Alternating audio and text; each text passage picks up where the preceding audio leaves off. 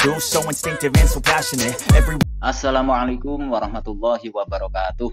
Salam sejahtera untuk kita semuanya. Masih bersama dengan Digital Edu. Kabar kali ini bahwa setelah BKN resmi umumkan uji publik pendataan non-ASN, jika ada honorer siluman di uji publik pendataan non-ASN tersebut, laporkan. Bagaimana cara melaporkannya? Yuk simak hingga akhir videonya. Badan Kepegawaian Negara atau BKN telah mengumumkan hasil pendataan non-ASN pada tahap prafinalisasi. Badan Kepegawaian Negara atau BKN telah mengumumkan hasil pendataan Data tersebut berisi semua daftar honorer by name by address, baik di instansi pusat maupun daerah. Tercatat ada 2.215.542 honorer yang masuk pada portal BKN. Ini terdiri atas 335.639 tenaga non-ASN di instansi pusat dan 1.879.903 di instansi daerah. Karo Humas BKN Satya Pratama pun mengajak para honorer untuk memantau data yang sudah diumumkan tersebut. Ini merupakan layanan uji publik dari BKN untuk mendapatkan data honorer yang valid. Bagi honorer yang memenuhi data siluman, silahkan laporkan di link helpdesk.bkn.go.id/non-ASN/aduan non-ASN, kata Satya, Kamis 6 Oktober. Berikut ini cara melaporkan data siluman di uji publik pendataan non-ASN. Langkah yang pertama, buka link helpdesk.bkn.go.id/non-ASN/aduan non-ASN. Maka akan muncul tampilan seperti ini. Nah, untuk memudahkan Bapak Ibu untuk mengakses link tersebut, sudah saya sediakan pada kolom deskripsi. Langkah yang kedua adalah laporan aduan. Untuk langkah yang ini, Bapak Ibu bisa mengarahkan kursor pada aduan non-ASN. Nah, di situ muncul dua pilihan. Kemudian klik laporan aduan. Langkah yang terakhir yaitu mengisi data diri.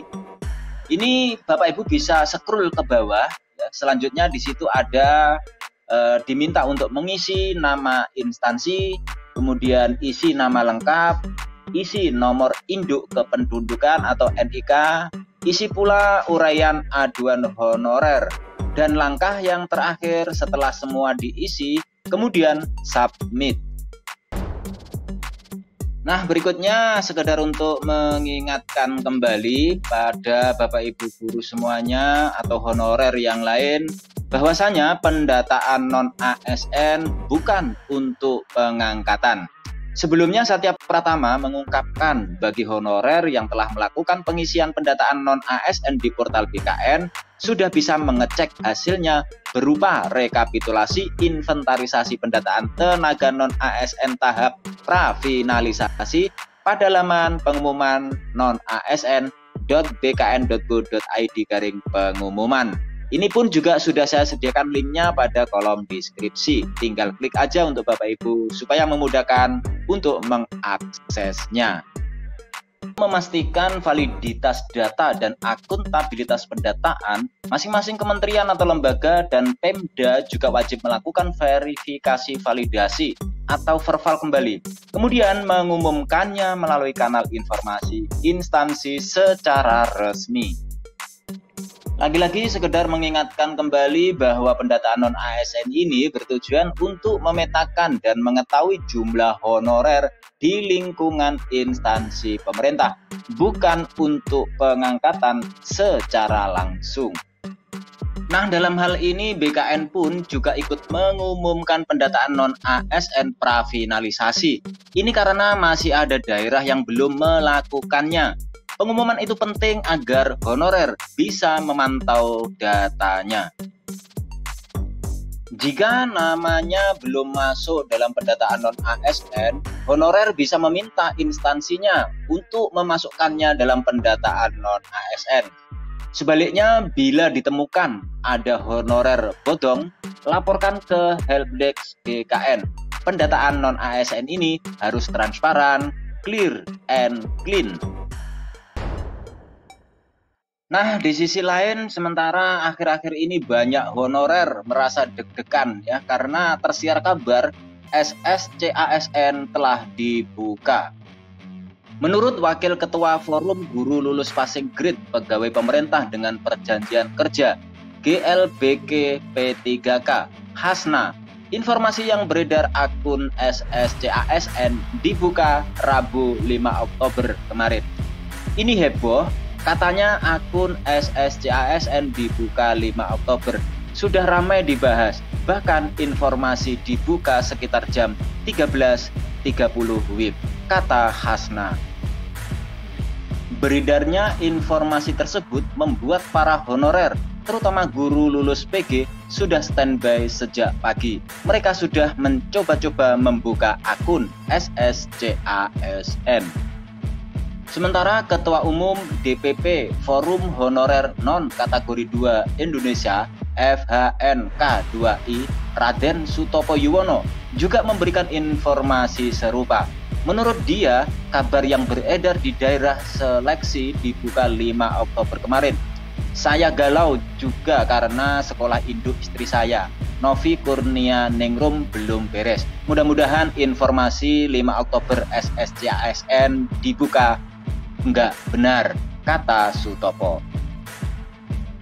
Hal senada juga diungkapkan oleh Ketua Umum Forum Guru Honorer Negeri Lulus Passing Grade Seluruh Indonesia FGHNLPSI Heti Kustrianingsih, juga menyampaikan sebagian percaya seleksi P3K 2002 dibuka 5 Oktober. Namun banyak juga yang ragu. Heti bisa memaklumi karena guru honorer sangat menantikan momentum tersebut. Ya, pada berharap semua, apalagi ini informasi di medsos sangat banyak, seolah-olah itu valid. Mudah-mudahan ada informasi resmi pemerintah, biar hati kami nggak kembang kempis, ucap Heti. Sementara itu, Deputi Bidang Sistem Informasi Kepegawaian BKN Suharmen membantah informasi tersebut. Suharmen menegaskan SSCASN belum dibuka pada 5 Oktober.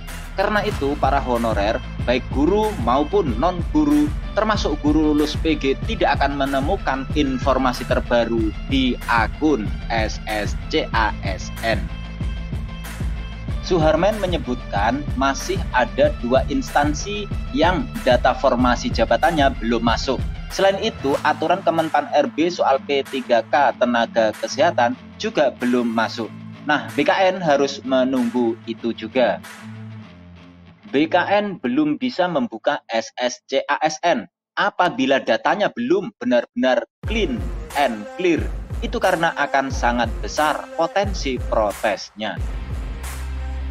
Deputi Suharmen menjelaskan BKN memberikan pelatihan kepada seluruh admin instansi baik pusat dan daerah. Bagaimana caranya menggunakan sistem tersebut atau dalam hal ini adalah SSCASN, tetapi baru sebatas pelatihan. Nanti kalau datanya sudah bersih, baru akan dibuka dan biasanya akan ada press conference. Jadi tunggu saja, pasti diumumkan terbuka, pungkas Deputi Suharmen. Demikian kabar hari ini, semoga bermanfaat. Terima kasih sudah menonton Digital Edu. Jangan lupa like, subscribe, dan nyalakan lonceng notifikasi agar selalu update info-info terbaru dari Digital Edu. Semoga kita diberi kemudahan dan kelancaran dalam segala urusan, diberi kesehatan, rezeki yang berkah, dan panjang umur. Saya mewakili Digital Edu, mohon maaf bila ada kekurangan. Sampai jumpa pada video selanjutnya. Sekian, wassalamualaikum warahmatullahi wabarakatuh.